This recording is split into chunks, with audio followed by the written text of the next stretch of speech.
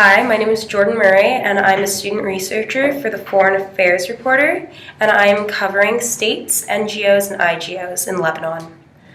Lebanon is no stranger to internal conflicts and refugees.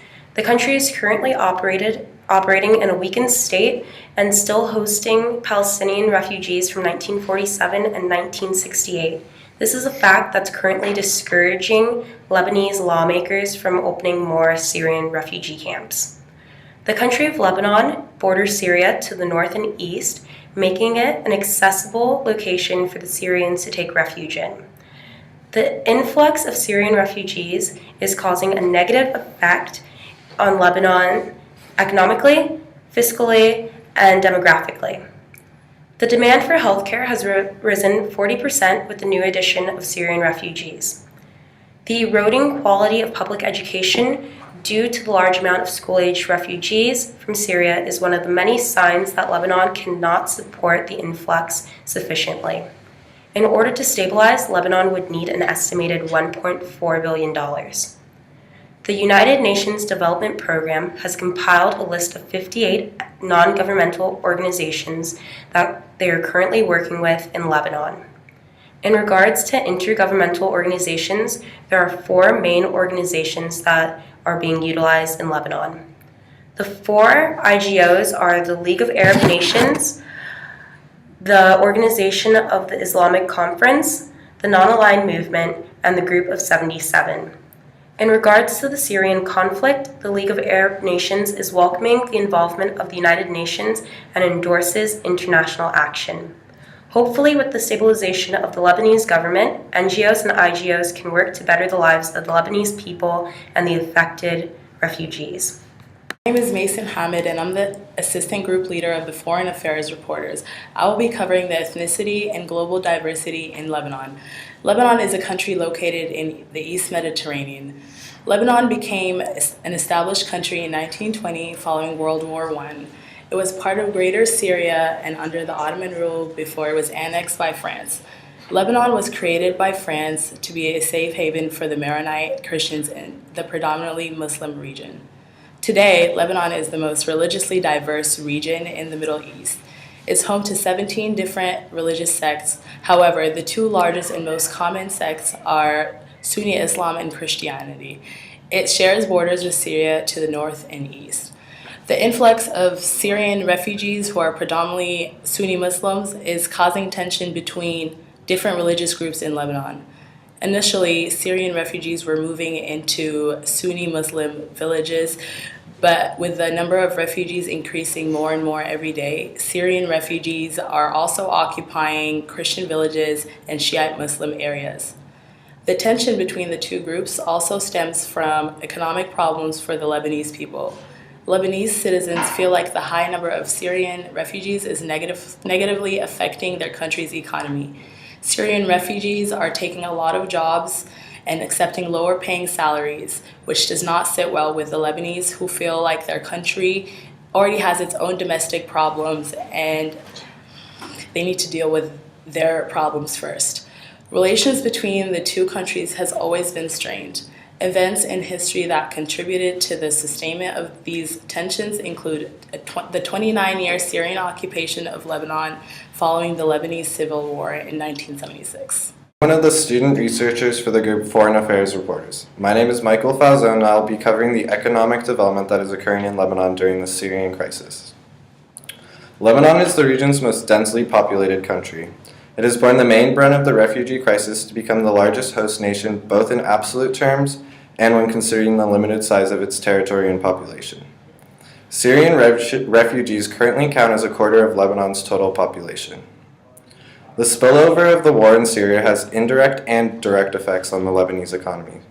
These include fallen investment, loss of employment, disruption of trade routes, an unwelcoming environment for tourists, and decline in government revenue, all of which affect the country's gross domestic product.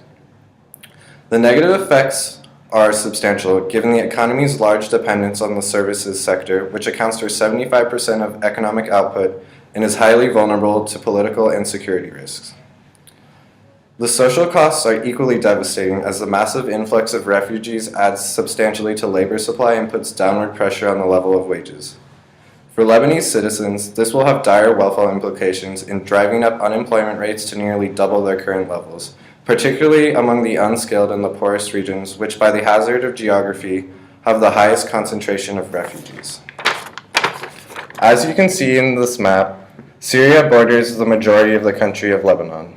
Most refugees are fleeing to this northern portion and Bekaa Valley region. This situation has also added 170,000 Syrian refugees to the 1 million Lebanese who are already living in poverty. The Prime Minister of Lebanon has asked the World Bank and the United Nations to help the Lebanese authorities measure the multifaceted economic impact of this situation and improve the flow and effectiveness of the internal community support to Lebanon in dealing with and sharing in this burden of this major crisis. My name is Patrick Thedinga, and I'm the group leader of the Foreign Affairs Reporters, reporting on the Syrian crisis in Lebanon. My topic is health. Countries around the world need certain resources in order to maintain viable health standards for their citizens. There are three main aspects of health that we're going to focus on today. Air is a key factor in determining health. It is also easy to influence, whether it be good or bad. Air pollution is very common, being caused by factory waste, burning fossil fuels, and many other factors.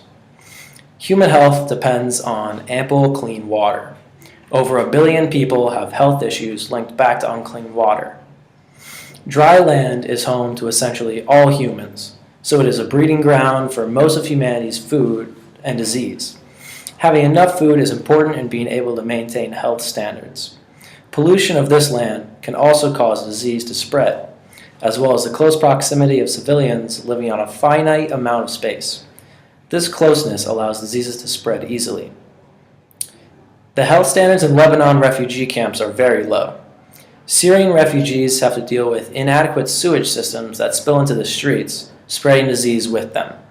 The influx of Syrian refugees outside the refugee camps have been extensive as well, and with this overcrowding of people comes an easy way to spread disease and the inability to keep it from spreading. The large amount of civilians overcrowding Lebanon has also polluted the streets with trash and added more pollution into the air. The water situation is not much better, with only 56% of the population connected to the main water supply, and that number drops much lower in areas of extreme poverty where water may only work once a day. 1 in 3 Lebanese have to buy bottled water, and that is only if they have the money to afford it. Hello, my name is Bryce Jones, and I am a student researcher for the Foreign Affairs Reporters. I'm covering Lebanon's security situation that has developed due to the Syrian crisis. Since the Syrian crisis has started, Lebanon was worried that the crisis may spill over into the region, which it did. According to the UN Commissioner, Lebanon has received some 764,000 refugees from Syria. Now, although the government has adopted a protection and humanitarian-oriented response to the Syrian influx, the absence of a legal or administrative framework leaves Syrian and non-Syrian refugees vulnerable to arrest, detention, and deportation.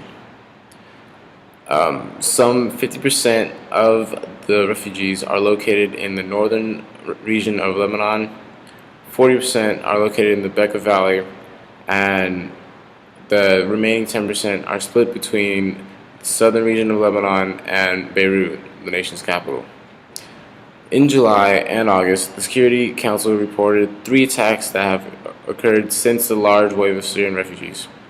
On July 9th, 53 people were injured when a car bomb exploded. And on the 15th of August, a car bomb killed 27. Both attacks targeted Dahieh, a predominantly Shia neighborhood of Beirut. And on August 23rd, 47 people were killed when bombs targeting 2 Sunni mosques in Tripoli exploded. To increase security, Lebanese security forces deployed in Dahieh on the 23rd of September, and a similar security plan is expected in Tripoli. The security situation has continued to decline in Lebanon.